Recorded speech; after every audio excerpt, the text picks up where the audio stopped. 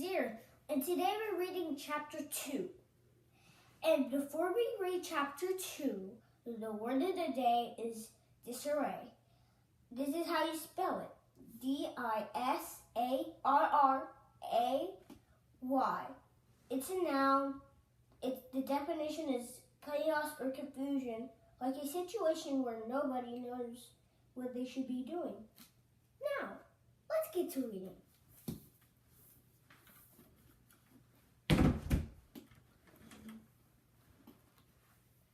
This is our book, the new one.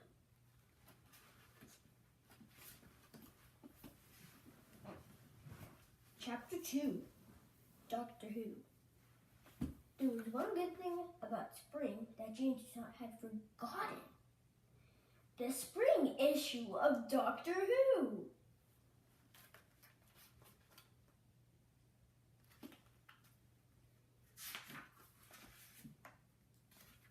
Doctor Who was a comic book, but it wasn't just any comic book.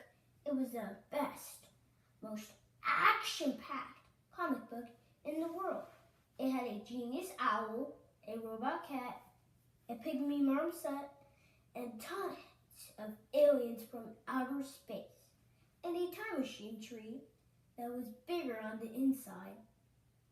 Doctor Who was so cool that just seeing it zapped all thoughts of JT's winter coat right out of his head. Technically, the comic book belonged to Sissy, and he had a vague memory of someone telling him something about it maybe being too scary for him. But when he saw it just lying there at the top of the pile, he couldn't resist taking a quick peek.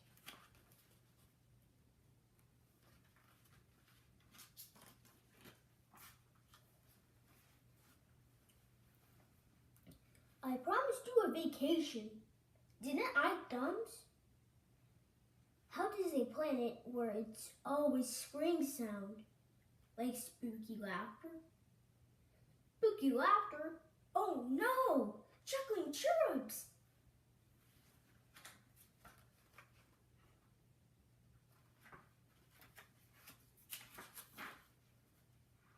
At first, it was nothing too terrible. They do a little time travel, run into a band of chuckling cherubs. Doctor Who and Thumbs almost fell into an internal fit of laughter.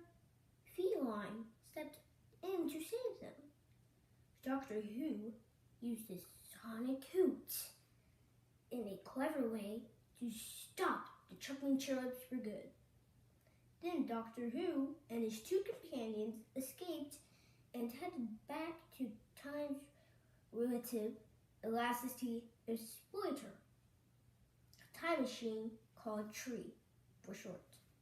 What's everybody making such a fuss about? JT thought to himself.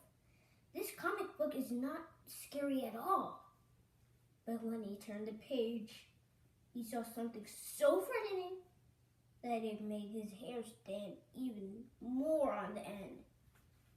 Ladeks, hundreds of Ladeks, standing between Doctor Who and his time machine.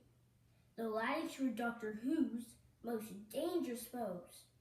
They were the only ones who could get through the defenses of his time machine. Toussaint had heard Sissy talking about the Ladeks before, but he had never imagined anything like this. They looked like worms, but they were covered in spiky armor, and they could shoot laser beams from their scary little worm faces.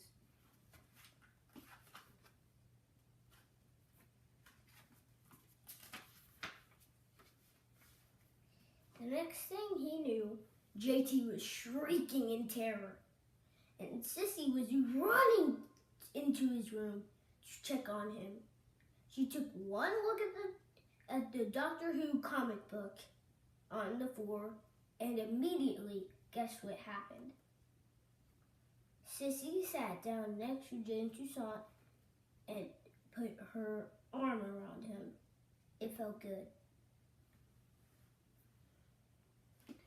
Did you know that Doctor Who is a scientist just like you? Sissy asked. Jaden Toussaint nodded. So sometimes it takes him a few tries to solve his problem. JT nodded again. Do you want me to read the rest of the comic book with you? It might make you feel better to see Doctor Who's escape in the end. Jaden Toussaint shook his head. He felt a little braver now that Sissy was in the room, but not that brave. Okay, I'll take it back to my room and put it on the top shelf where you can't see it. But if you change your mind... No way, JT said. I don't ever want to see one of those creepy Ladeks again. She gave him one last hug, scooped up the comic book, and left the room. After playing with Gris for a while, Jaden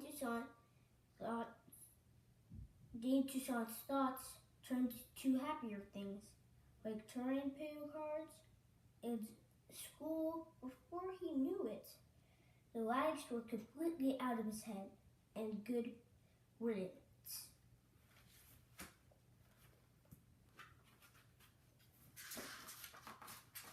Chapter 3, The Ladek Invasion.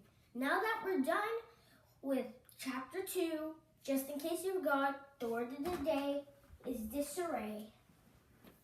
It's a noun. It's spelled like this. D-I-S-A-R-R-A-Y.